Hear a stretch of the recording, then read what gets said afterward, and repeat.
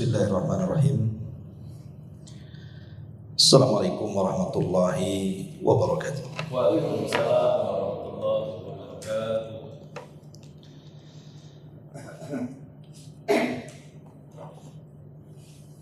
Alhamdulillahi rabbil alamin. Wa bihi nasta'in wa ala umuri dunya waddin, wassalatu wassalamu ala asrafil anbiya'i wal mursalin Sayyidina Muhammadin wa ala alihi wa sahbihi ajmain, amma ba'du. Alhamdulillah, di malam hari ini kita bisa berkumpul di tempat yang insyaallah diberkahi Allah subhanahu wa ta'ala. Amin. Salawat dan juga salam demi keberkahan majelis kita tetap kita hadiahkan kepada Rasul kita Nabi besar Muhammad sallallahu alaihi wa ala alihi wasallam.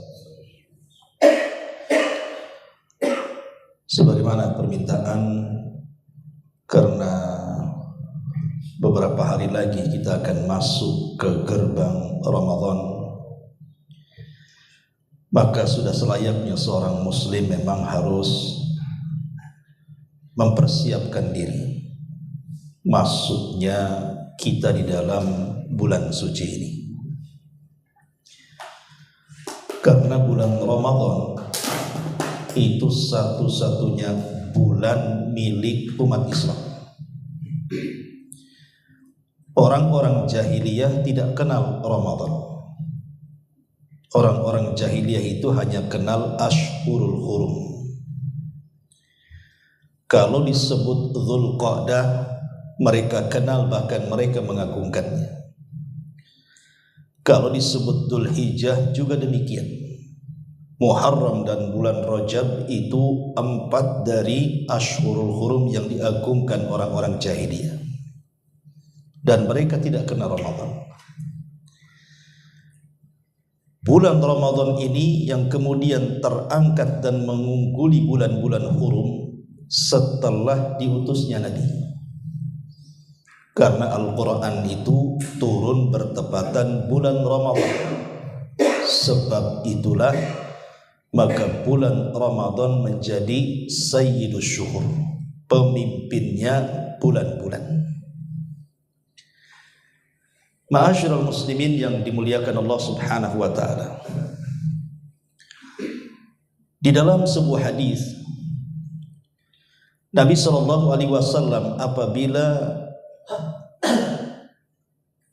mendekati bulan Ramadan, maka Rasul selalu mengingatkan hadis ini kepada para sahabatnya, tentu dalam bentuk tabsyir, menghabar gembirakan, supaya seorang muslim itu harus berbahagia ketika menyambut Ramadan dengan sebab-sebab yang disabdakan Nabi. Apa kata Nabi SAW? Idza ja'akum Ramadan futihat abwabul jannah wa ghuliqat abwabun niran wa suffidatis syayatin. Apabila datang Ramadan kepada kalian, kata Rasul, maka seluruh pintu-pintu sorga akan dibuka dan seluruh pintu-pintu neraka akan ditutup rapat-rapat, dan setan-setan akan diikat dan dibelenggu. Inilah 3 keutamaan inti daripada Ramadan: terbukanya pintu-pintu sorga, tertutupnya pintu-pintu neraka, dan terikatnya setan. Sebagian para ulama ketika memahami hadis ini, ada yang membawa kepada zahir daripada hadis, artinya ya sorga itu punya pintu dan pintu-pintunya terbuka. Begitu juga neraka ada pintu-pintunya dan pintu-pintunya tertutup rapat. Begitu juga setan diikat dengan semacam ikatan. Tapi ulama yang lain mengatakan bahwa ini hanya sebagai kinayah, tidak dibawa kepada makna zahirnya. Jadi dibukanya pintu sorga itu bukan pintunya yang dibuka, tidak.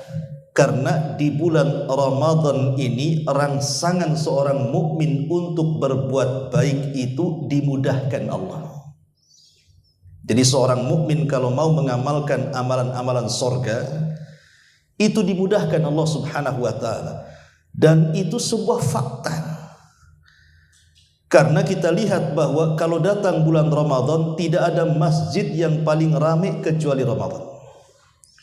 Tidak ada orang yang baca Quran paling banyak kecuali Ramadan. Tidak ada orang yang bersedekah paling banyak kecuali Ramadan. Itu kan fakta. Sebab kalau seandainya di luar Ramadan, sekarang kan belum masuk Ramadan, masjid masih biasa-biasa saja. Tapi nanti ketika masuk satu Ramadan, saya yakin tidak ada masjid dan musola kecuali penuh. Sampai ke tempat sandal, saking penuhnya, sampai pakai terpal mungkin sebagian masjid itu. Tapi bertahan seminggu saja biasanya. Nanti dari tempat sandal masuk ke teras, minggu berikutnya masuk ke dalam gitu. Nanti ujungnya hilang. Padahal inti Ramadan itu di akhir kan, di 10 akhir Ramadan intinya. Di situ pula buyarnya manusia tuh. Pindah ke mall, pindah ke jalan, dan begitu seterusnya. Begitu juga orang yang baca Quran. Kita belum dengar sekarang orang baca Quran itu. Tapi nanti kalau sudah masuk Ramadan, Masya Allah, hampir semua masjid musola, semua tadarus. Walaupun 3-4 orang rupanya kan. Tapi kan ada tuh orang baca Quran itu. Yang lebih hebatnya sampai jam 2 tuh. Entah kaset, entah orang, kita nggak tahu. Tapi yang jelas bahwa kedengaran baca Quran itu di luar Ramadan tidak ada. Atau orang yang sedekah contohnya. Kita kalau puasa Senin di luar Ramadan mau cari iftar ke masjid nggak akan ada.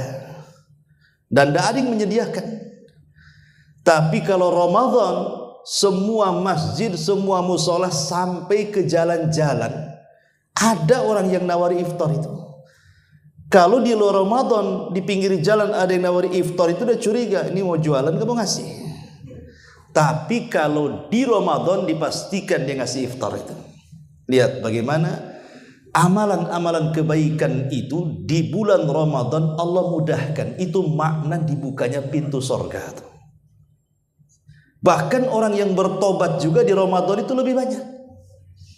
Orang yang tadinya suka membuka aurat ditutup tuh di bulan Ramadan pakai jilbab dia.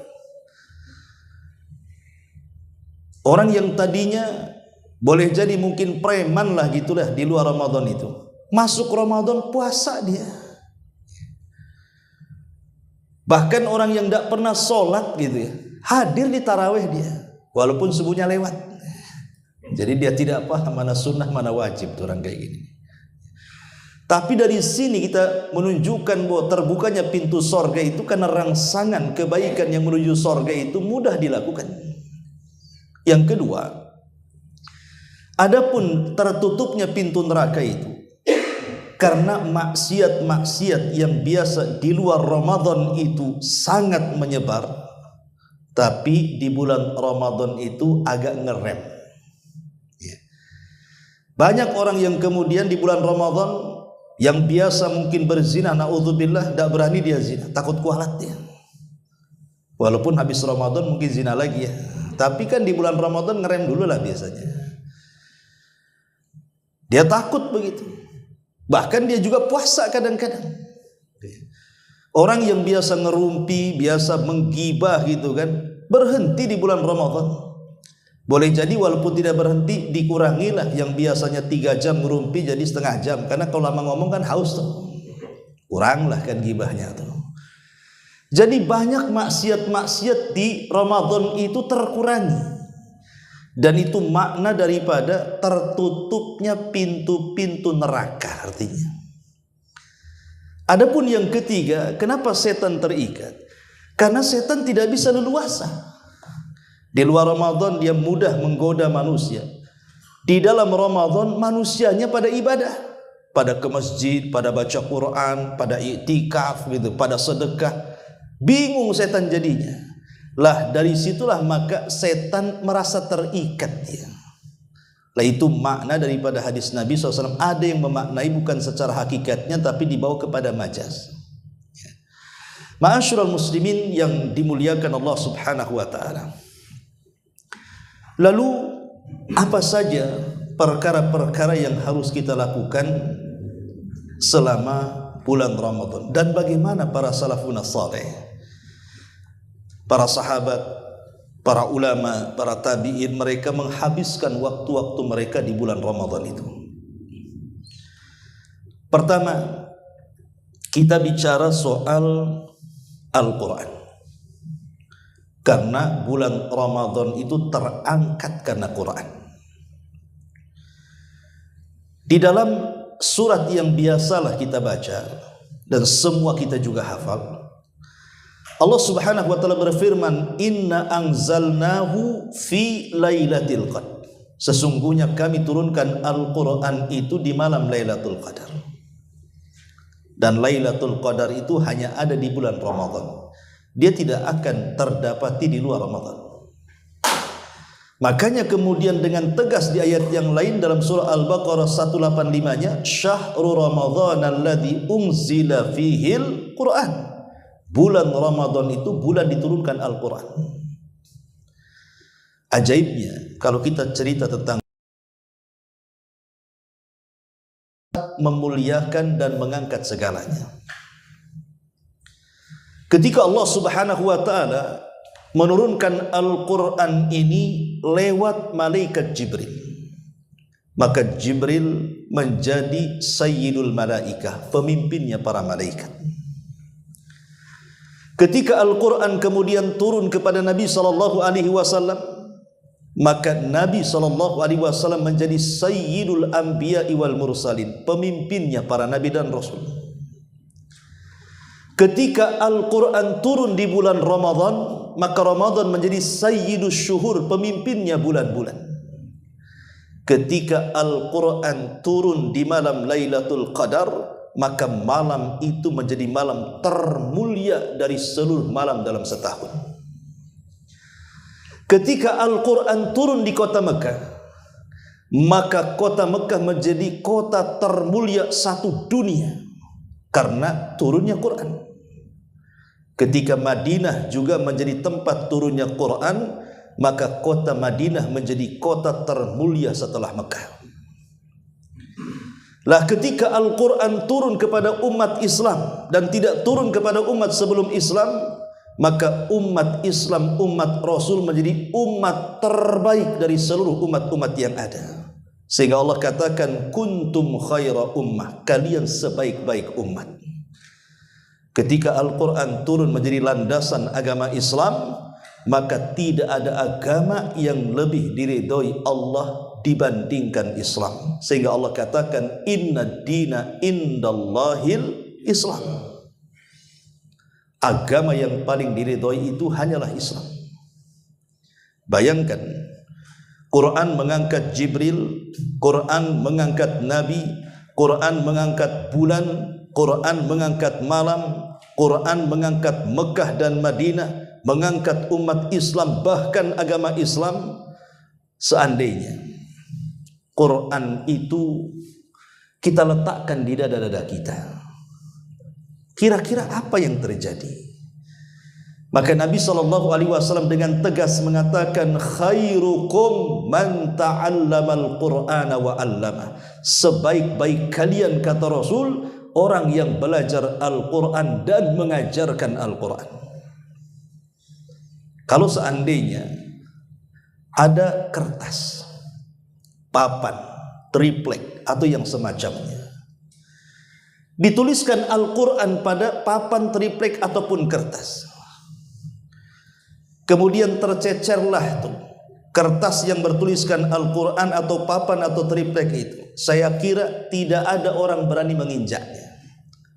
Padahal kertas, padahal triplek, padahal kayu. Kenapa? Bukan semata-mata tripleknya, bukan semata-mata papan ataupun kertasnya, Karena di atas papan, di atas triplek, di atas kertas itu ada kalamullah dituliskan di situ. Orang nggak berani menginjaknya kan. Beda kalau seandainya di atas kertas itu mungkin ada tulisan yang bercerita soal tulisan-tulisan politik, ekonomi, umpamanya kan. Ketika kita menginjaknya pun kita tidak merasa bersalah, ataupun menyapunya pun biasa-biasa saja, atau memasukkan ke tong sampah pun tidak merasa berdosa. Atau mungkin Anda ini punya warung, dijadikanlah bungkus kopi, dijadikanlah bungkus nasi, saya kira tidak ada masalah. Coba kalau seandainya kertas itu bertuliskan Quran, Anda punya warung Padang, kemudian bungkusnya Quran, viral nggak tuh? Viral, dihujat satu dunia tuh viralnya. Hebat kali itu warung Padang itu katanya. Bungkusnya Quran masalahnya. Ya. Tapi kalau bungkusnya Quran kan nggak viral, memang semua orang seperti itu kan. Yang ingin saya katakan, kalau kertas bisa mulia gara-gara dituliskan Quran, kalau papan bisa mulia gara-gara dituliskan Quran ataupun trepek atau yang lainnya, macam mana kalau hati kita diisi dengan Quran, lisan kita membaca Quran, kita pun menghafal Quran, ya mustahil tidak dimuliakan. Kertas saja bisa mulia, mana manusia tidak lebih mulia dari kertas? Itulah kemuliaan Al-Quran. Lah Al-Quran yang sangat mulia dan memuliakan segalanya itu turun di bulan Ramadan. Makanya kenapa kalau datang bulan Ramadan, para salafun saleh, para sahabat, para tabi'in, para tabi'in, mereka mencurahkan hari-hari mereka dengan Quran. Saya akan sebutkan beberapa para ulama. Disebutkan kana Zuhri idza dakhala Ramadan qala innama huwa tilawatul Qur'ani wa it'amut ta'ami. Imam Zuhri, seorang ulama tabi'in, itu kalau masuk bulan Ramadan cuman dua perhatiannya. Pertama, menghabiskan waktu-waktunya dengan membaca Quran. Yang kedua, dengan bersedekah, memberi makan. Kemudian juga diriwayatkan dari Abu Hanifah, kana yakhtimul Qur'ana fi kulli yaumin wa lailatin marratan, wa fi Ramadan fi kulli yaumin marrataini, marratan fin nahari wa marratan bil laili.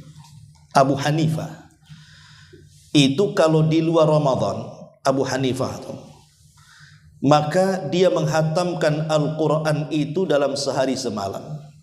Tapi kalau sudah masuk Ramadan, maka Abu Hanifah akan menghatamkan dalam sehari semalam itu satu kali di siang hari, satu kali di malam hari. Itu Abu Hanifah. Kemudian juga Imam Syafi'i, lebih hebat lagi.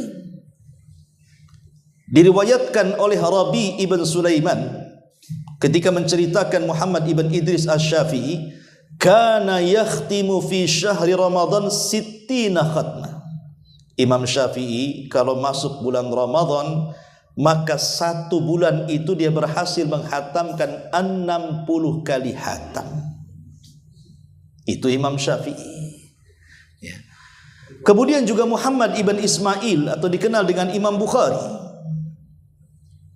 yakhtimu fi Ramadan fin nahari kulla yaumin khatmah wa yaqumu ba'da tarawih kulla thalathi layalin bi khatmah. Imam Bukhari kalau di siang hari dia hatamkan setiap harinya, tapi kalau di malam hari minimalnya 3 malam sekali dia hatamkan Quran.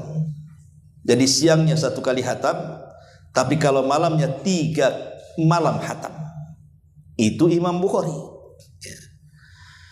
Kemudian juga Abdul Razak meriwayatkan tentang kisah Sufyan Ats-Tsauri rahimahullahu taala, kana idza dakhala Ramadan taraka jami'al ibadat wa aqbala ala tilawatil Quran. Sufyan Ats-Tsauri itu kalau datang bulan Ramadan, ibadah yang lain ditinggalkan, maksudnya ibadah-ibadah sunnah, dan dia fokus dengan Quran. Kemudian juga disebutkan oleh Imam Az-Zahabi dalam kitab Siyar A'lamin Nubala, annal ma'mum Ibnu Harun Ar-Rasyid, Ma'mun putra daripada Harun Ar-Rasyid, tala fi Ramadan 33 khatmah. Dia membaca Al-Quran di Ramadan itu sampai menghatamkan 33 kali hatam dalam sebulan. Kemudian juga dijelaskan Abu Bakar Muhammad Al-Balatisni rahimahullahu ta'ala, kana yakhtimu fi Ramadan fi kulli lailatin khatmataini. Beliau menghatamkan Al-Quran di bulan Ramadan itu setiap malam 2 kali hatam. Setiap malam 2 kali hatam. Subhanallah, ya. Kemudian juga dijelaskan oleh Zubaydi, idza hadara Ramadan ahdara al-masahif wa jama'a ilaihi ashabuhu. Zubaydi apabila datang bulan Ramadan, maka dia akan menyediakan banyak mushaf dan mengajak kawan-kawannya untuk membaca Al-Quran. Begitu para salafun saleh. Bahkan Imam Malik kalau datang bulan Ramadan, maka dia liburkan semua kajian, dia fokus membaca Al-Quran. Dan dia mengambil mushafnya dan membaca di atas mushafnya, padahal dia hafal Quran. Imam Malik, ya. Ma'asyiral muslimin yang dimuliakan Allah Azza wa Jalla, sempat terjadi perdebatan para ulama. Bukankah ada hadis yang mengatakan, hadis Abdullah ibn Amr ibn As yang dinasihati Rasul, Rasul boleh enggak saya menghatamkan kurang dari 3 hari? Kata Rasul jangan. Lalu kenapa di sini para salafun salih ada yang malam 1 kali, ada yang siang 1 kali? Bukankah akan menyelisih hadis Nabi SAW yang mengatakan kepada Abdullah ibn Amr, jangan hatamkan Quran kurang dari 3 hari?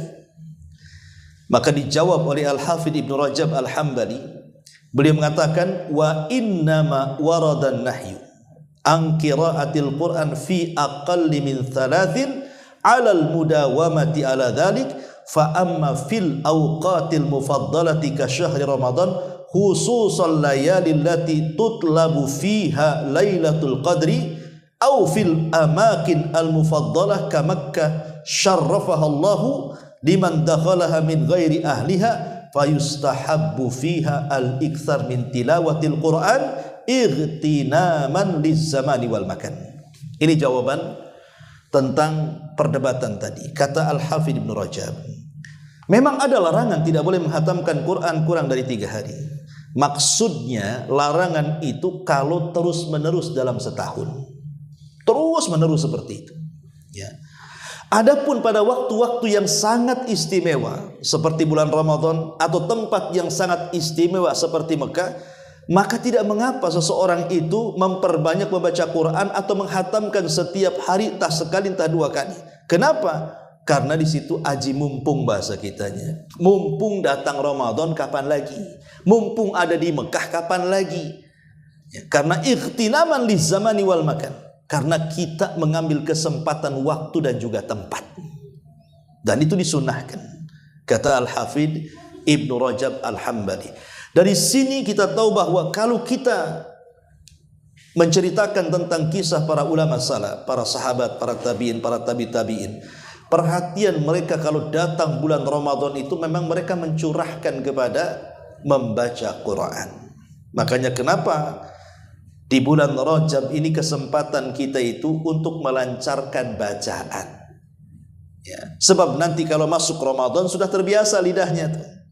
Orang kalau 1 tahun walaupun sudah lancar baca Quran, tidak pernah baca Quran, kemudian masuk Ramadan baca Quran, saya yakin lidah itu kepleset-pleset biasanya. Udah panjang pendeknya udah susah gitu ya. Apalagi kalau sudah usia-usia 50, mata pun udah buram, harus pakai kacamata besar kan itu. Lah makanya ini bulan Sya'ban di kesempatan baca Quran supaya masuk Ramadan lancar kita. Karena celaka orang yang masuk Ramadan kok di bulan Quran dia tidak baca Quran. Kan banyak tuh orang-orang yang meninggalkan Al-Quran di bulan Quran. Kalau di bulan Quran saja dia tidak membaca Quran, saya yakin di luar bulan Quran tidak akan baca Quran dia. Ini kesempatan ya bahwa memakmurkan bulan Ramadan itu perbanyak membaca Al-Quran. Kalau kita melihat ulama salaf kan luar biasa tuh. Ya, sampai Imam Syafi'i itu 60 kali tadi kan. 60 kali berarti kan setiap hari 2 kali, malam sekali, siang sekali. Kalau kita malam seayat, siang seayat. Sehingga kalau 30 hari ya dapat 60 ayat saja. Kan gitu ya. Masyarul muslimin yang dimuliakan Allah Subhanahu wa taala. Ini yang pertama. Fokus dalam Ramadan adalah ibadah tilawatil Quran. Yang kedua, Ramadan ini menjadi mulia. Kenapa? Karena ada ibadah puasa. Dan puasa itu satu di antara arkanul Islam, rukun daripada rukun-rukun Islam. Sebagaimana Rasul mengatakan, bunyal Islamu ala khamsin, syahadati an la ilaha illallah wa anna Muhammadar Rasulullah wa iqamis salati wa ita'iz zakati wa saumi Ramadan wa hajjil baiti in istata'ta ilaihi sabila. Islam ini dibina oleh 5 bangunan. Pertama, 2 kalimat syahadat, yang kedua salat, yang ketiga zakat, yang keempat puasa, dan yang kelima haji kalau sanggup. Kenapa ibadah puasa ini sangat mulia dan memuliakan bulan Ramadan? Pertama, karena ibadah puasa itu adalah ibadah sirriyah, ibadah rahasia yang hanya tahu antara si pelaku dengan Allah saja. Tapi kalau ibadah-ibadah yang lain daripada rukun-rukun Islam itu bukan ibadah rahasia. Salat bukan ibadah rahasia. Kemudian zakat bukan ibadah rahasia. Haji begitu juga. Kenapa salat, zakat dan haji bukan ibadah rahasia? Karena tampak ibadahnya. Ada orang sholat tampak nggak? Tampak lah. Oh, nampak orang lagi takbiratul ihram sampai salam. Masa nggak nampak orang sholat? Ya. Kemudian zakat tampak, nampak harta yang diberikannya. Masa orang zakat ngasih tahu mana uangnya? Oh, kamu nggak nampak saja kamu itu. Ada tuh katanya. Nggak, pasti tampak uangnya. Sampai ke orang-orang yang berhak di zakati. Haji apalagi? Yang ngantar orang sekecamatan masa gak nampak? Lebih nampak lagi haji. Ya. Tapi puasa itu macam mana caranya? Nampak kalau dia sedang berpuasa. Seandainya ini Senin Kemis, ya. Kemudian buat acara siang-siang kayak seperti ini. Jangan dikasih makanan. Hadir saja duduk seperti ini. Saya tidak bisa menilai mana satu yang puasa, mana satu yang tidak puasa.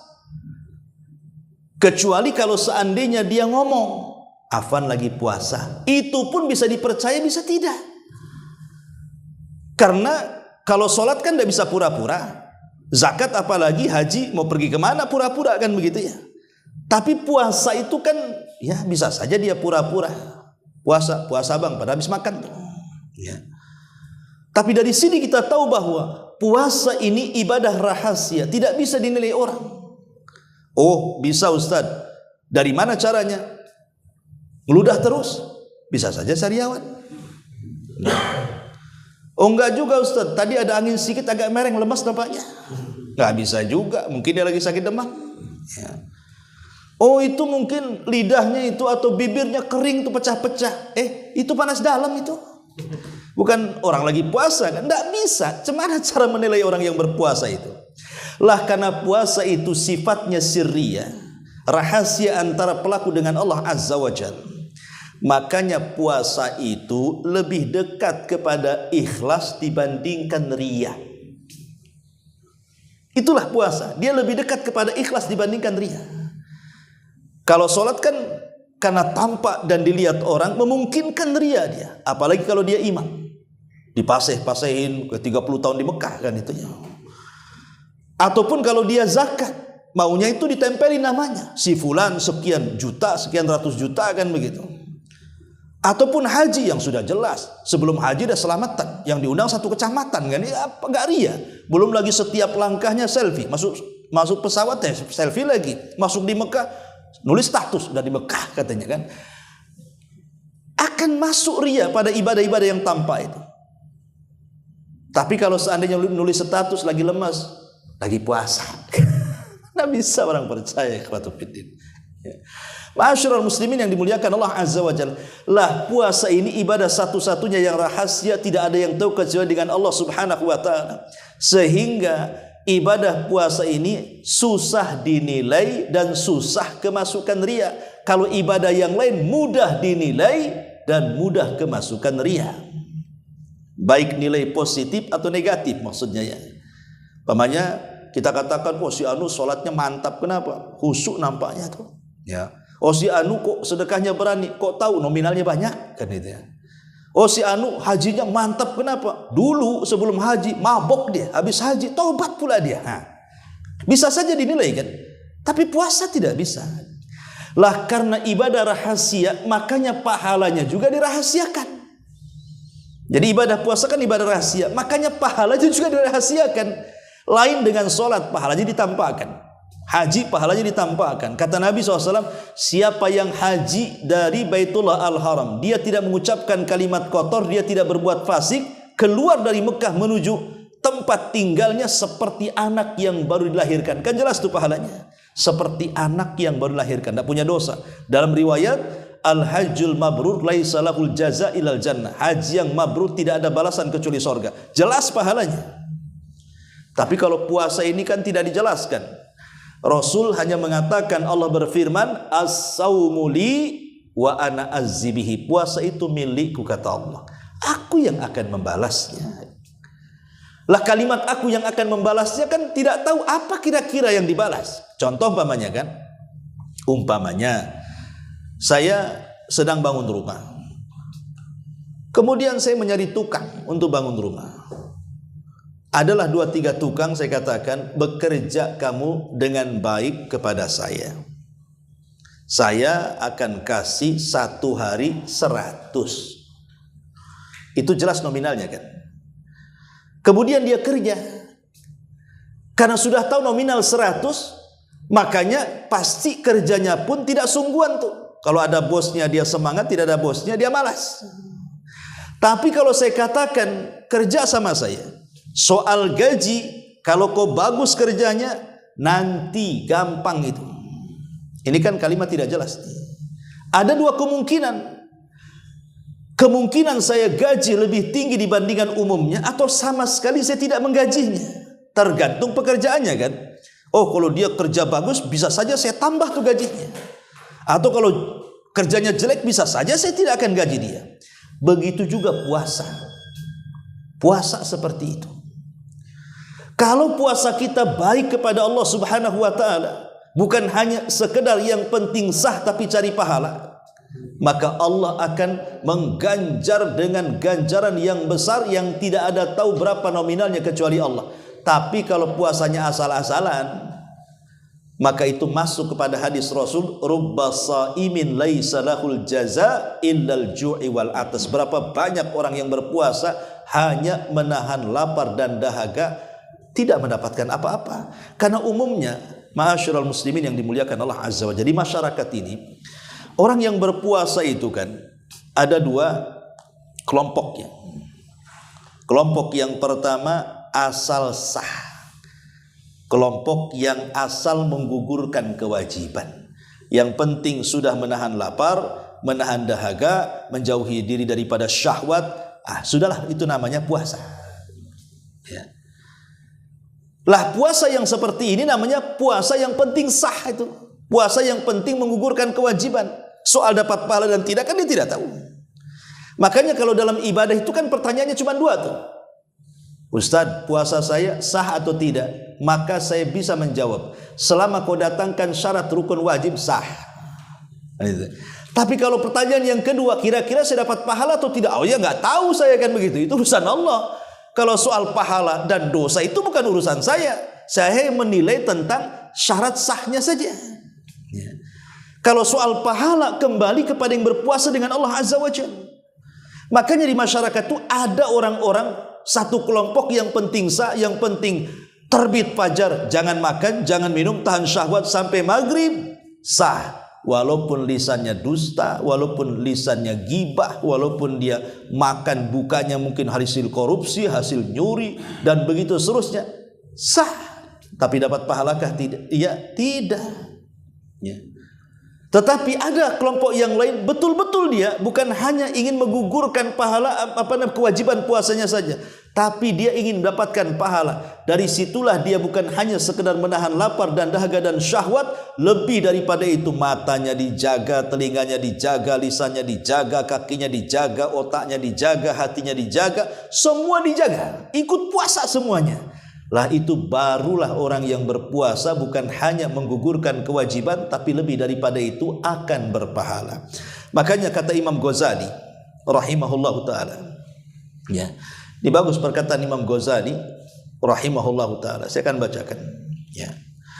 Qala Al-Ghazali rahimahullahu taala, wa firqatun ightarru bisawmi wa rubbama samud dahra wa hum fiha la yahfaduna alsinatahum anil ghibati wa butunahum anil harami indal iftari wa huwa ma'a dhalika yadhunnu bi nafsihi al khaira fayahmalul faraid wa yadlub an nafla thumma la yaqumu bihaqqihi wa dhalika ghayatul ghururi. Bagus sekali perkataan Imam Ghazali. Apa kata dia? Ya. Ada sekelompok orang, kata Ghazali, mereka terperdaya dengan puasa, tertipu dengan puasanya. Kenapa dia tertipu dengan puasanya? Boleh jadi mereka, sekelompok orang ini berpuasa sepanjang hayat dia, tapi ketika puasa mereka tidak menjaga lisan-lisannya dari ghibah, dan tidak menjaga perut-perut mereka dari yang diharamkan Allah saat dia berbuka. Kemudian dia masih menyangka saja dirinya mendapatkan kebaikan dari puasanya. Terkadang mereka kemudian meremehkan yang wajib tapi mengejar yang sunnah, dan mereka tidak melaksanakan haknya. Maka yang demikian itu, kata Ghazali, ghayatul ghururi. Maka orang ini adalah manusia yang paling terperdaya dengan setan. Subhanallah, ya. Ini yang banyak di masyarakat nih. Kalau kita praktekkan perkataan Imam Ghazali ini yang banyak di masyarakat nih. Ada orang yang berpuasa tapi gibah jalan terus, kan itu ya. Ada orang yang berpuasa tapi dusta jalan terus. Ada orang yang berpuasa tapi namimah jalan terus. Ada orang yang berpuasa tapi curang dalam dagang masih jalan terus, mengurang-urang takaran, mengurang-urang timbangan, mengurang-urang meteran. Bahkan ada orang berpuasa korupsi pun jalan terus. Tapi dia sangka puasanya membawa pahala tuh. Seolah-olah dia mantap dengan puasanya. Itu terperdaya. Bahkan sebagian orang, kata Imam Ghazali, lebih mementingkan yang sunnah dan meninggalkan yang wajib. Berapa banyak kalau masuk Ramadan itu yang puasa banyak, yang sholat 5 waktu kagak, kan itu. Puasa bang, puasa. Subuh kemana? Jangan terlalu banyak dosa lah, katanya. Sudah tak sholat masa saya tak puasa, katanya. Kan aneh jawabannya. Harusnya dibalik. Sholat dulu baru puasa, kan begitu. Ini enggak, puasa yang dipentingkan, sholat pula tidak. Yang lebih parah lagi, tarawih dia hadir, subuh pula tak ada. Itu yang bermasalah itu ya. Kenapa tarawih yang dipentingkan? Kenapa sholat 5 waktu pula dia tak dipentingkan? Padahal tarawih itu dikerjakan dapat pahala, tidak dikerjakan juga tidak berdosa, kan itulah tarawihnya. Tapi kalau sholat 5 waktu sampai ditinggalkan, bisa berdosa, bisa kafir dia, keluar dari Islam. Lah inilah kemudian harus diperhatikan bahwa puasa itu bukan hanya sekedar menggugurkan kewajiban, tapi lebih daripada itu cari pahala. Dan luar biasa, Abu Hurairah radhiyallahu anhu dijelaskan, kana Abu Hurairah radhiyallahu anhu wa ashabu idza samu qa'adu fil masjid wa qalu nutahhiru siyamana. Abu Hurairah, seorang sahabat Rasul, dan sahabat-sahabat Rasul yang lainnya, kalau datang bulan Ramadan, maka mereka lebih banyak tinggal di masjid dibandingkan di rumah atau di tempat-tempat yang lain. Kemudian mereka mengatakan apa? Nutahhiru siyamana. Kenapa kami tinggal di masjid? Karena untuk membersihkan puasa-puasa kami. Sebab kalau sudah di masjid kan jarang gibah tuh di masjid. Bawaannya itu mau ngaji saja kan. Ya. Bawaannya itu mau zikir saja kok di masjid itu. Tapi kalau sudah di luar masjid, apalagi di pasar, apalagi tempat kerja, memungkinkan orang itu berdusta, menggibah, namimah dan yang semacamnya. Ya. Maka ini penting kalau kita cerita puasa, bagaimana para sahabat menjaga puasa mereka sehingga menghabiskan waktu-waktunya tinggal di masjid. Dan yang lebih hebat lagi, kata sebagian para ulama, ya, di antaranya Al-Imam Al-Hafidh Ibnu Katsir rahimahullahu taala, dia mengatakan, apa kata Imam Ibnu Katsir? As-saumu zakatul badani. Puasa itu zakatnya badan. Ya. Kalau harta itu kan zakatnya harta, tapi puasa itu zakatnya badan. Makna zakat badan itu artinya bukan hanya membersihkan badan kita dari penyakit. Karena kan puasa itu membawa kesehatan kan itu ya. 1 tahun itu kita banyak penyakit, puasa 1 bulan dihilangkan tuh dengan puasa penyakit-penyakit badan. Lebih daripada itu, bisa membersihkan hati. Bisa membersihkan penyakit-penyakit hati. Makanya sebagian ulama mengatakan, ketika bercerita tentang penyakit hati ini sebagai faedah saja. Terkadang manusia itu, mereka lebih mementingkan penyakit badan dibandingkan penyakit hati. Kalau badan kita terkena penyakit saja langsung ke dokter biasanya kan. Langsung ke apotek. Itu kalau badan kita kena penyakit, pusing sedikit saja langsung ke warung beli bodrek. Kalau bisa sekarang sakit kepala, minum bodrek 1 jam hilang. Itu kalau badan tuh. Ya. Tapi kalau penyakit hati, bertahun-tahun tidak mau diobati sama dia itu. Entah hasadnya, entah irinya, entah dengkinya, entah dendamnya, dibiarin tuh bersarang di situ. Padahal sehebat-hebatnya penyakit badan kata para ulama, paling tinggi merusak dunia, mati paling tinggi. Tapi kalau penyakit hati ini bukan merusak dunia, bahkan bisa menghancurkan akhirat. Ingat, penyakit hati ini bukan hanya menghancurkan dunia, akhirat dihancurkannya. Kalau penyakit badan tidak, paling tinggi orang kena tumor mati, kena kanker mati, kan itu ya. Kena stroke mati, paling tinggi itu mati, selesailah dunia bagi dia. Karena penyakit badan itu tidak mungkin sampai akhirat, tidak mungkin masuk neraka ditanya kenapa kau masuk neraka gara-gara tumor, nggak ada. Ya. Tetapi kalau seandainya seseorang itu tidak menyembuhkan penyakit hatinya di dunia, maka akan merusak dunia sampai ke akhiratnya.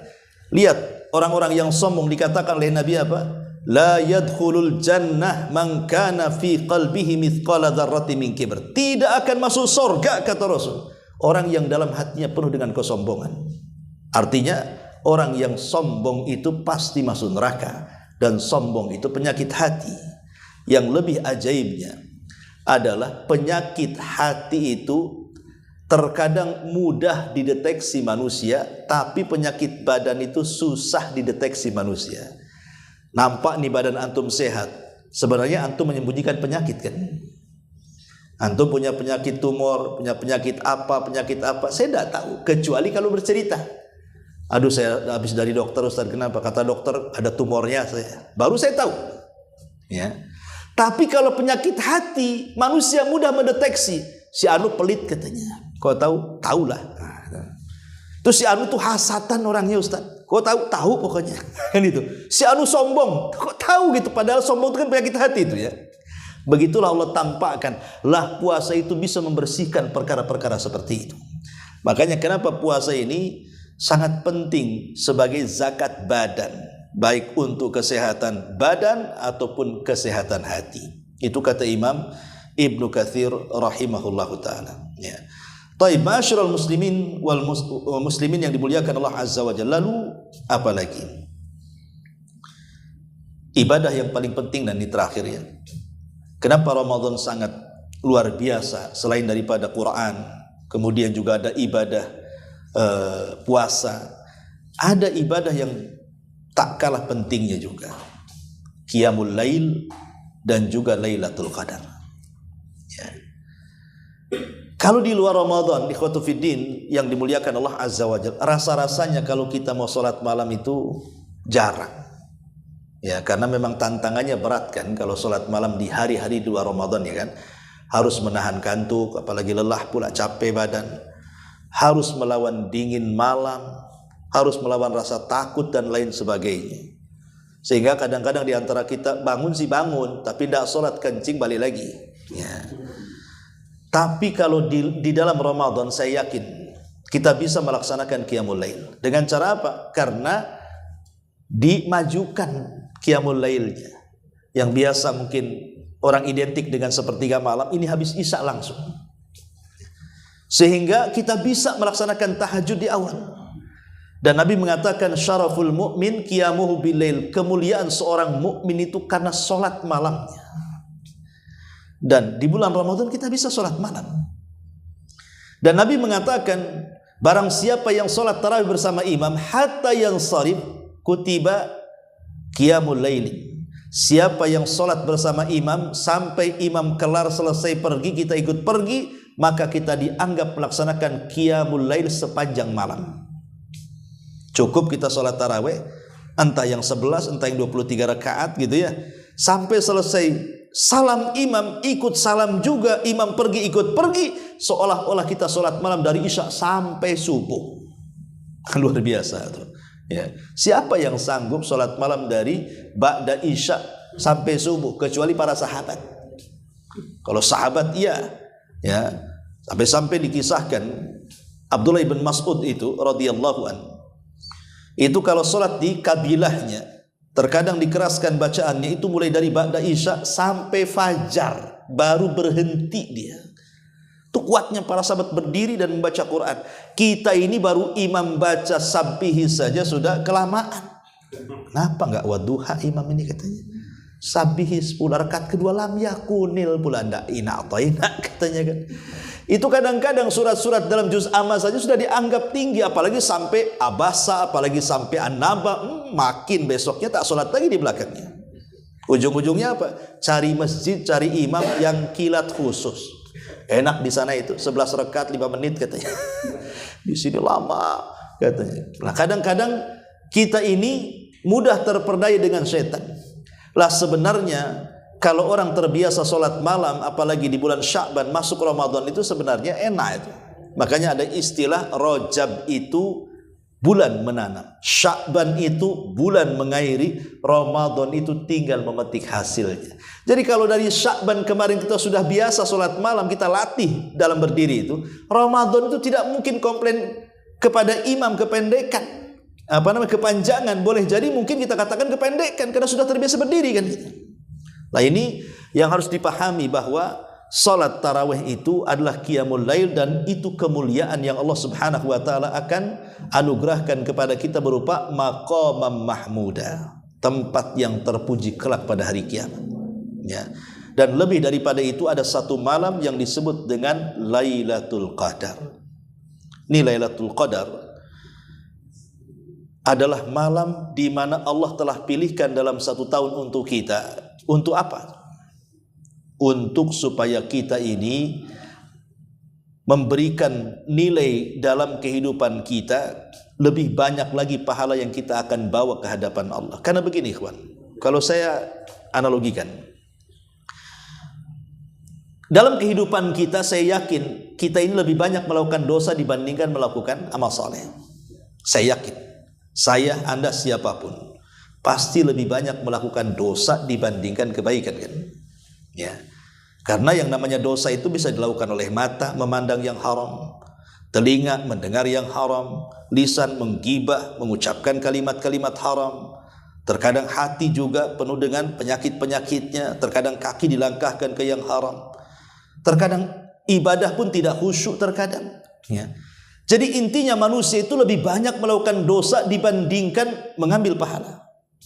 Atau dengan kata lain saya contohkan, ada orang selama 40 tahun dia melakukan dosa.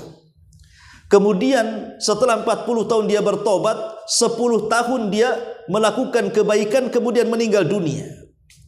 Secara hukum matematika, perdagangan itu belum kembali modal, ikhwan. Untuk menutupi dosa dengan pahala setahun, dosa 40 tahun itu kan belum menutupi modal namanya. Tetapi apakah kemudian dosa tidak harus diampuni? Diampuni dengan cara apa? Allah sediakan ada waktu-waktu istimewa, ada tempat-tempat istimewa yang kalau kita mendapatkan tempat dan waktu istimewa itu, maka kita bisa membayar dosa-dosa yang sudah kita lakukan. Coba orang mendapatkan Lailatul Qadar, maka seolah-olah dia mendapatkan 83 tahun 6 bulan beramal soleh. Padahal usia kita saja nggak sampai segitu kan. Artinya satu kali mendapatkan Lailatul Qadar bisa menutupi dosa-dosa yang pernah kita lakukan dengan kebaikan itu namanya. Makanya sangat malang gitu ya, kalau seandainya datang bulan Ramadan kok kita tidak mengejar Lailatul Qadar. Sangat rugi. Kan setahun sekali itu pun satu malam gitu ya. Tapi masalahnya para ulama mengatakan, kalau kita ingin mendapatkan Lailatul Qadar, kita harus sudah terjaga dari awal Ramadan. Jadi kalau kita ingin mendapatkan Lailatul Qadar, jaga-jaganya itu sudah mulai dari awal Ramadan. Maka orang yang mencari Lailatul Qadar dari awal Ramadan sampai akhir Ramadan dipastikan dia mendapatkan Lailatul Qadar. Jangan kayak orang ngincer. Tanggal 20 tak ada di masjid. 21 nongol pula dia. Kemana kemarin? Kemarin kan tanggal genap katanya. Sekarang tanggal ganjil katanya. 22 hilang lagi. 23 muncul lagi. 24 hilang lagi. 25 muncul lagi. Kayak puasa Daud. Ya. Li orang yang pakai ilmu teropong kayak gini sampai kiamat nggak dapat Lailatul Qadar. Ada yang kemudian pakai ilmu teropong, ada juga yang sibuk nyari tanda-tanda. Kata Ustadz, Lailatul Qadar itu tidak dingin, tidak panas katanya. Dirasa-rasakan sama badannya. Kok dingin? Iyalah lagi demam dia. Kata Ustadz, katanya cahayanya terang sedikit katanya. Oh nampaknya, padahal listrik di mana-mana. Ya. Jadi tidak bisa orang sibuk nyari tanda-tanda selamanya nggak dapat Lailatul Qadar. Makanya kemudian kalau ingin mendapatkan Lailatul Qadar dari awal Ramadan tuh sudah harus jaga-jaga tuh. Sampai akhir Ramadan, sampai semakin dekat dengan sepertiga Ramadan atau 10 akhir Ramadan, disitulah makin semangat. Kata Aisyah radhiyallahu anha, kana Nabi sallallahu alaihi wasallam shadda mizarahu wa aiqadha ahlah. Rasul itu kalau datang 10 akhir Ramadan, dia kencangkan tuh sarungnya. Apa maknanya? Dia tinggalkan istri-istrinya, tidak digauli selama 10 hari, padahal istrinya 11. Dia itikaf. Antum istri 1, bukan dikencangkan sarung, dikendorkan malah. Gitu. Masa 10 akhir Ramadan tidak bisa meninggalkan istri, itikaf di masjid ya. Padahal cuma 10 hari dalam setahun itu. Lah ini bagaimana Rasul mencontohkan kepada kita lah bagaimana mencari Lailatul Qadar seperti itu. Memang harus tinggalkan semua yang berhubungan dengan syahwat itu, fokus di masjid. Insya Allah kalau Allah takdirkan kita mendapatkan Lailatul Qadar dalam sebulan di tahun ini Ramadan ya. Kemudian Allah takdirkan kita meninggal dunia, ikhwan, insya Allah Allah masukkan ke dalam surga. Karena begini, ada hadis, ada 2 orang di zaman sahabat. 2 orang ini bersaudara, masuk Islam sama-sama. Tapi masalahnya yang satu mati syahid, yang satu tidak mati syahid dan meninggal 1 tahun setelahnya. Ya sakit biasa meninggal. Ya. Ada seorang sahabat namanya Talha ibn Ubaidillah. Dia mimpi tentang 2 orang yang sudah meninggal ini. Dua-duanya didirikan di depan pintu sorga. Rupanya yang didahulukan masuk sorga adalah yang mati tahun setelahnya. Dia tidak mati syahid, dia mati dalam pembaringan. Dia dulu masuk sorga, yang mati syahid belakangan. Jadi mimpinya ini diceritakan kepada Nabi. Rasul, aneh nih mimpi saya ini. Masa orang yang mati syahid yang jelas-jelas masuk surga tanpa hisab dan azab, kok dia malah diakhirkan masuk surga? Yang ini yang bukan mati syahid, setahun setelahnya meninggal tapi dia mendapatkan Ramadan, kok dia duluan masuk surga? Kata Rasul, iyalah kata Rasul, bukankah dia mendapatkan Ramadan? Bukankah dia mendapatkan Lailatul Qadar? Nah, di sini jawabannya. Bukankah dia mendapatkan Lailatul Qadar?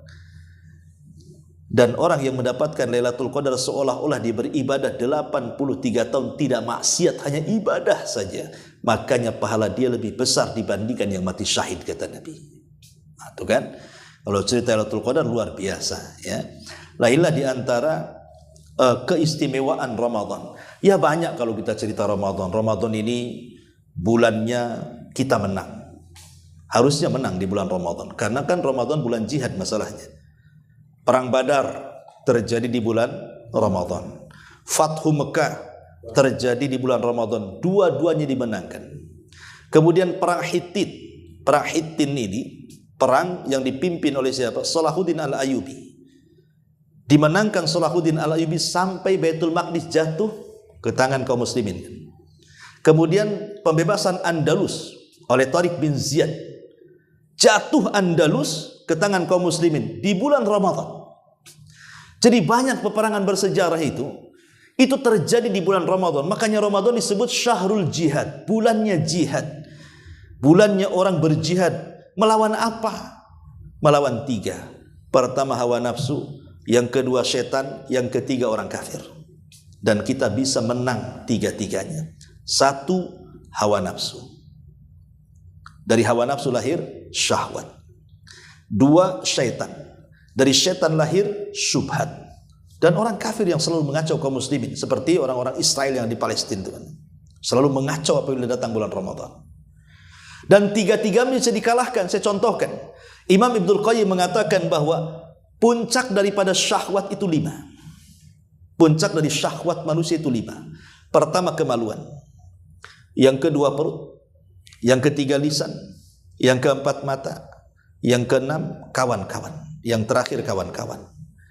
Adapun kemaluan berzina. Makanya Nabi SAW mengatakan apa? Ya ma'syarasy syabab man istata'a minkumul ba'a fal yatazawwaj fa innahu aghaddu lil basar wa ahsanu lil faraj. Faman lam yastati fa alaihi bisawm. Hai anak muda, kalau sanggup menikah, menikah. Karena dengan menikah bisa menundukkan pandangan dan bisa menjaga kemaluan. Kalau tidak bisa, puasa, kata Nabi. Berarti puasa bisa menundukkan syahwat kemaluan. Yang kedua perut. Perut inilah yang kemudian menjadikan syahwat kita memasukkan segalanya ke dalam perut. Yang halal, yang haram masuk semuanya. Itu karena dorongan syahwat kan. Tapi Ramadan tidak ada satupun yang dimasukkan ke dalam perut karena puasa. Ya. Yang kedua mata. Kasratun naum, banyak tidur. Orang lapar biasanya nggak susah tidur. Makanya ada istilah nggak bisa tidur malam-malam. Ustaz, kenapa? Belum makan. Karena biasanya orang lapar itu susah tidur tuh. Anehnya pula banyak orang yang puasa tidurnya dari pagi sampai asar. Karena malamnya tidak tidur sengaja. Ya. Tapi kalau malamnya tidur benar, siangnya pasti nggak bisa tidur orang lapar itu. Kemudian juga syahwat lisan. Orang kalau banyak bicara bisa batal puasanya. Makanya lihat kalau orang banyak bicara, dikumpulinnya ludah, telan lagi. Kumpulin, telan lagi. Kan begitu orang puasa itu suka ludah kan. Kalau banyak ngomong kan akhirnya membusa dia. Ya. Pasti ngurangilah itu ngomong tuh. Kemudian juga syahwat kawan-kawan, bergaul. Biasa ngobrol sana, jalan sini. Kalau Ramadan enggak lah. Malas, bagus ngadem, ya kan? Daripada jalan siang-siang takut batal, ya. Jadi syahwat itu bisa dikalahkan dengan puasa. Yang kedua syubhat, sumbernya siapa? Setan. Kita bisa mengalahkan setan di bulan Ramadan karena Rasul mengatakan wasufidati syayatin, setan diikat. Kalau saya katakan antum punya musuh, musuhnya diikat di tiang listrik, melawannya enak nggak tuh? Enak, tinggal dipukul ini kepalanya, kan diikat dia. Kecuali musuhnya tadi ikat, itu baru kita sparring kan itu ya. Tapi kalau musuhnya diikat ya paling enak lah mentungnya. Artinya bahwa setan sedang diikat mudah dilawan. Apalagi setan itu paling takut dengan Quran. Ramadan bulan Quran. Siapa yang baca surah Al-Baqarah kata Rasul lari setan tuh. Kita bisa melawan setan.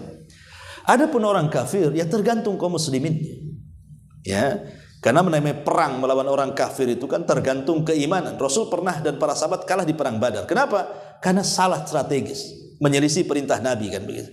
Tapi kalau kekuatan kaum muslimin penuh dengan keimanan yang benar, seperti keimanan para sahabat, hampir setiap peperangan yang terjadi di bulan Ramadan hampir tidak pernah terkalahkan. Jadi Ramadan itu bisa mengalahkan musuh sebenarnya. Baik musuh dalam jiwa hawa nafsu, musuh dari luar setan dan orang-orang kafir.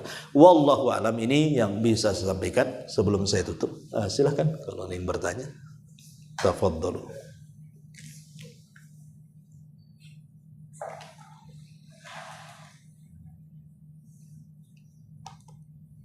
Nggak ada?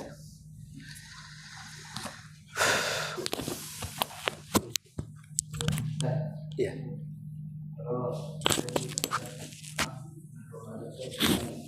Kalau di bulan Ramadan masih ada masyarakat itu, berarti itu dari setan yang lepas itu. Dari kawan setan lepas itu. Hah? Iya. Tadi saya sudah katakan bahwa pemicu maksiat itu 3. Hawa nafsu, setan, dan ajakan orang kafir. Itu pemicu maksiat. Walaupun setan ini duduk manis gitu ya, dia nggak goda kita, pasti kita berbuat maksiat. Kenapa? Karena ada dorongan yang lebih bahaya dibandingkan waswas setan. Hawa nafsu. Setiap manusia itu punya hawa nafsu. Tanpa dorongan setan pun orang bisa melakukan kemaksiatan. Karena Allah yang mengatakan wa inna nafsala ammaratun bisu. Sesungguhnya dalam jiwa manusia itu ada jiwa yang selalu memerintahkan kita untuk berbuat jahat. Setan ini ngompori saja. Pemicunya hawa nafsu, setan yang ngipas-ngipasi. Itu maksudnya. Nah, jadi kenapa kemudian di bulan Ramadan itu kok waktunya orang puasa masih ada juga yang tidak puasa? Apakah itu setan yang lepas? Ya, mungkin setannya lepas. Karena manusia juga bisa jadi setan kan itu. Setan kan sifat. Setan itu sifat, bisa jin, bisa manusia. Mungkin dia setannya. Ya, karena di bulan Ramadan itu padahal kan rambu-rambu sudah jelas. Kadang-kadang warung saja kan tidak boleh dibuka lebar. Harus setengah tiang. Tapi kalau nengok ke bawah bukan kaki kursi saja, kaki orang pun banyak di situ. Oleh belakang kan itu ya. Nah, tapi menunjukkan bahwa dan ada riwayat yang dimaksud setan yang diikat itu siapa maksudnya? Dalam riwayat kalau nggak salah riwayat Abi Dawud, wa maradatus syayatin. Jadi yang diikat tidak semua setan tapi marodahnya. Marodah itu artinya setan yang jahat yang kalau goda bisa sampai tingkat syirik, tingkat kufur. Artinya kalau krocor-krocornya itu masih lepas gitu. Kalau mau dimaknai gitu ya. Dan iblis itu kalau mengutus pasukannya untuk menggoda anak Adam itu, maka disesuaikan dengan keimanan orang. Kalau imannya kuat, ustadz, kiai, ulama, ya pasti juga jenderal yang dikirim. Ya. Tapi kalau imannya tipis, ya setan ecek-ecek lah. Ya, kirim tuh, goda itu. Itu kena angin aja miring itu katanya. Ya, orang pasti akan disesuaikan, dan setan itu terlatih karena mereka umurnya panjang, biasa menghadapi orang. Tidak bisa dengan langkah 1, langkah 2, tidak bisa langkah 2, langkah 3, tidak bisa dengan maksiat suruh ibadah, suruh riya kan itu ya. Jadi setan ini ada aja akalnya. Makanya di bulan Ramadan kalau ada orang yang bermaksiat, taruhlah setan tidak menggoda karena terikat. Bukan berarti pemicunya cuma setan saja. Yang lebih bahaya bukan itu, hawa nafsu. Makanya kalau kita lihat dalam 2 surat yang disebut dengan muawwidhataini, surat perlindungan qul a'udzu birabbin nas dan qul a'udzu birabbil falaq itu. Ketika Allah Subhanahu wa taala menyebut suratun nas, itu berlindung dengan 3 nama Allah. Qul a'udzu birabbin nas, Rabb pemilik manusia, Malikin nas, raja manusia, Ilahin nas, ilahnya manusia. 3 nama Allah disebut. Tapi Al-Falaq cuma 1. Qul a'udzu birabbil falaq, cuma 1, Rabbnya falak saja. Kenapa? Karena musuhnya berbeda. Kalau Al-Falaq musuhnya dari luar semua, nggak ada yang dari dalam. Al-Falaq itu musuhnya min syarri ma khalaq, dari makhluk yang diciptakan. Ya, manusia itu juga makhluk. Terkadang ada yang baik, terkadang yang buruk. Nah, kan? Min syarri ma khalaq wa min syarri ghasiqin idza waqab.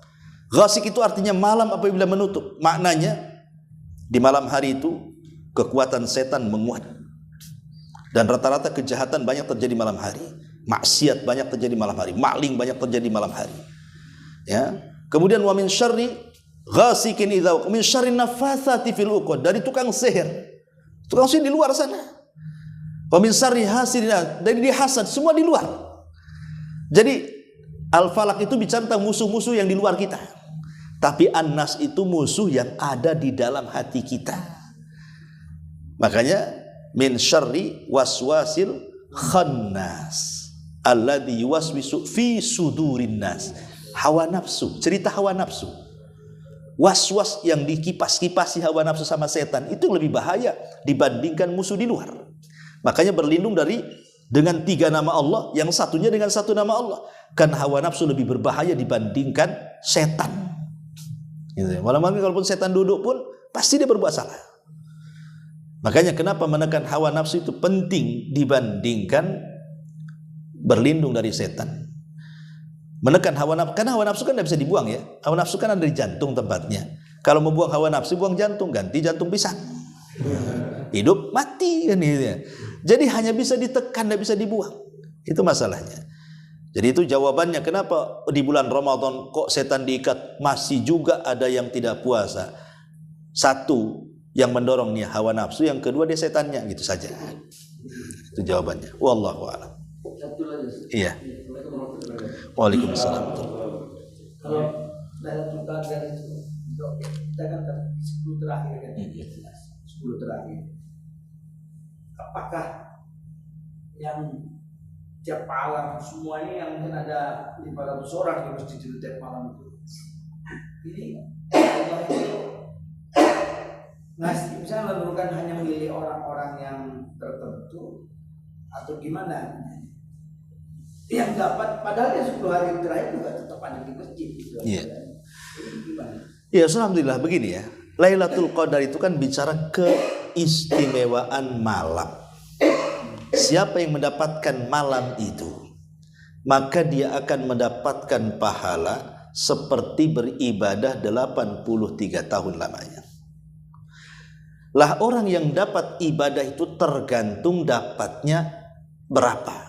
Ada yang mendapat sejam saja, ada yang mendapatkan 2 jam, ada yang mendapatkan 1 malam, kan gitu.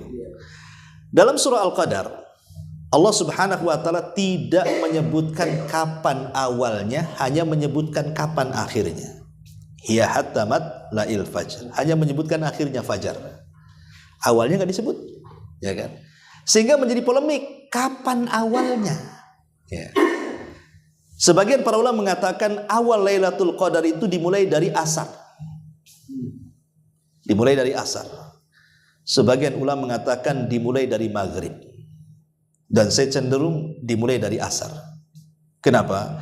Karena ada hadis yang mengatakan yata'aqabuna fikumul malaikah, malaikatul laili wa malaikatul nahar, wa yajtami'una fi salatil asri wa salatil fajri. Allah itu akan mengutus malaikat-malaikat pencatat kebaikan di siang dan di malam hari, dan berjumpanya di 2 salat, asar dan fajar. Berarti ini kalau sudah 10 malam terakhir, saya kasih kuncinya supaya mendapatkan Lailatul Qadar. Kalau kita ini punya uang 100.000, jadikan 10 lembar. Jadikan 10 lembar, ya kan?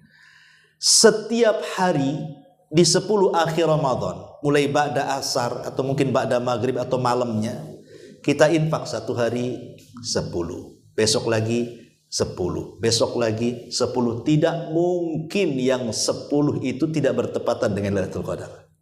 Mustahil kan? Kan 10. 100 dibagi 10, tiap hari saja 10. Pasti yang 10 itu pasti kena tuh. Gak mungkin gak kena.